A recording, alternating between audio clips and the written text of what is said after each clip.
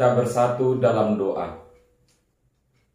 Kasih karunia dan damai sejahtera dari Allah Bapa dan dari anaknya Tuhan Yesus Kristus itulah yang menyertai engkau sekalian. Amin. Shalom, Bapak Ibu Saudara-saudari yang terkasih dalam Kristus Yesus. Firman Tuhan yang menyapa kita pada pagi hari ini, renungan untuk hari Sabtu tanggal 29 April 2023, tertulis di dalam Ratapan pasal 3 ayat 26, Ratapan pasal 3 ayat 26. Saya akan membacakan untuk kita sekalian. Begini firman Tuhan.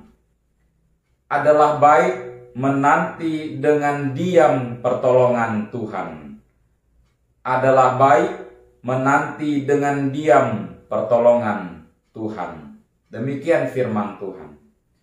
Bapak Ibu Saudara-saudari yang terkasih dalam Kristus Yesus, ada ungkapan atau pepatah yang mengatakan diam itu adalah emas. Apa maksud dan tujuan dari ungkapan atau pepatah tersebut? Tentu ketika dikatakan diam itu emas, bukan menunjukkan bahwa kita adalah lemah, bahwa kita kalah, bahwa kita tidak memiliki kekuatan dan lain sebagainya. Akan tetapi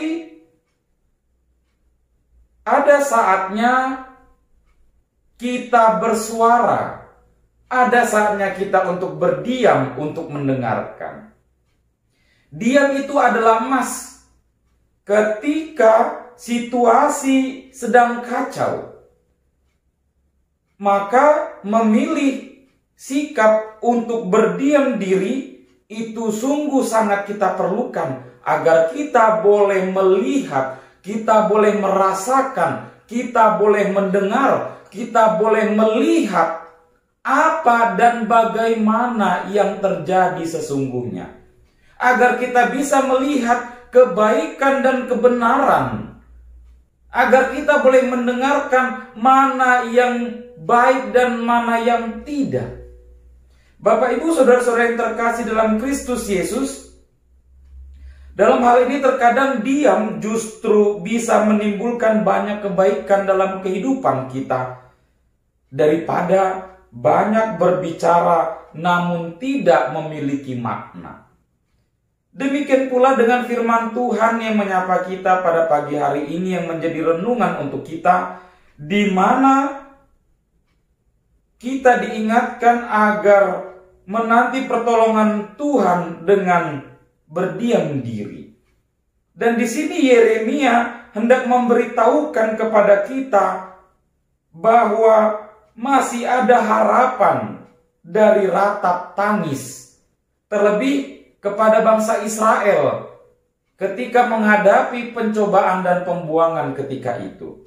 Sebab Tuhan itu baik bagi orang yang berharap kepadanya dan menantikan Dia dalam kerendahan hati dan penyesalan. Dan hal ini boleh kita baca di dalam ayat 25 sebelum renungan kita pada pagi hari ini.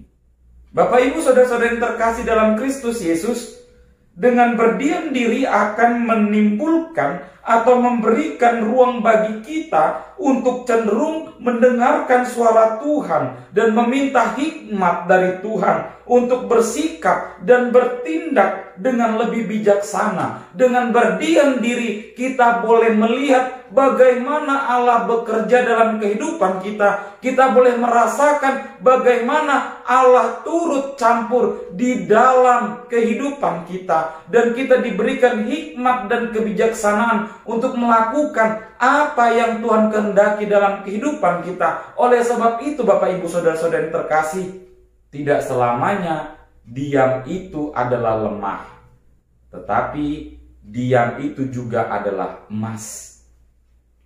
Seperti juga pepatah yang mengatakan, tong kosong nyaring bunyinya. Ketika kita semakin banyak berbicara, maka itu tidak ada arti. Terlebih ketika kita mengeluarkan statement, pendapat dan lain sebagainya, argumentasi, tetapi tidak memiliki data yang akurat, maka akan terjadi timbul fitnah, omong kosong, dan lain sebagainya. Lebih baik kita diam diri ketika kita sedang marah. Lebih baik kita berdiam diri ketika kita tidak mengetahui apa-apa.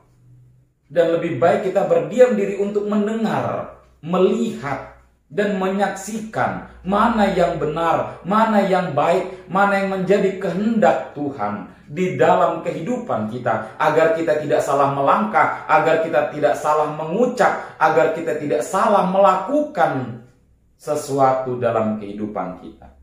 Bapak, Ibu, saudara-saudara yang terkasih dalam Kristus Yesus, terlebih ketika dalam menghadapi sebuah pergumulan dalam kehidupan kita, di mana dalam kesesakan kita cenderung tergoda untuk tidak mengambil pusing. Tidak sedikit orang yang mengambil jalan pintas karena dorongan emosionalnya atau masalah yang dihadapinya, justru ia menjadi mencari jalan lain. Dia berkoar-koar, dia mengatakan umpatan kata-kata yang tidak dikehendaki oleh Tuhan. Oleh karena itu, ketika kita berada dalam situasi sulit, usahakanlah untuk tetap tenang.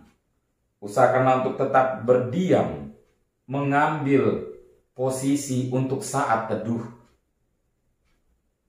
berdoa, meminta pertolongan kepada Tuhan, agar kita diberikan hikmat dan kebijaksanaan.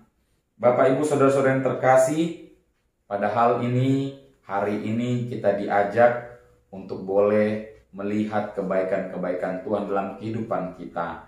Mari kita berdiam diri, mari kita mengambil posisi untuk saat teduh, terlebih pada hari ini, agar kita boleh melihat dan merasakan bagaimana kehidupan kita ini yang senantiasa dipelihara, diberkati, dan disertai oleh Tuhan. Ketika kita marah, dalam pergumulan, dalam kesesakan, mari kita mencari Tuhan, berdiam diri, meminta petunjuk, dan memohon hikmat dan kebijaksanaan, agar iman kita dan pengharapan kita juga tetap bertumbuh dengan baik kepada Tuhan, agar kita tidak melihat kekuatan-kekuatan yang ada di dunia ini, bahwa hanya Allah sajalah yang dapat memberikan segalanya. Kiranya Tuhan menguatkan dan memberkati kita. Amin. Kita bersatu dalam doa. Bapa di dalam surga, kami mengucap syukur untuk pagi hari ini. Kami mengawali aktivitas kami ya Tuhan, di dalam memuji memuliakan nama Tuhan melalui renungan kami pada pagi hari ini. Ajari kami ya Tuhan, dan berikan kami hikmat dan kebijaksanaan, agar kami boleh melihat kebaikan Tuhan, kami boleh mendengar dengan baik, kami boleh melihat dan menyaksikan mana yang benar sesuai dengan kehendak-Mu, agar kami tidak salah melangkah ya Tuhan. Ajari kami untuk lebih berhikmat dan berbijaksana. Tuhan, kami akan melakukan, menjalankan tugas panggilan yang Kau berikan bagi kami melalui pekerjaan kami. Tuhan yang turut serta dan campur tangan dalam kehidupan kami, agar apa yang kami lakukan sesuai seturut dengan kehendak Tuhan.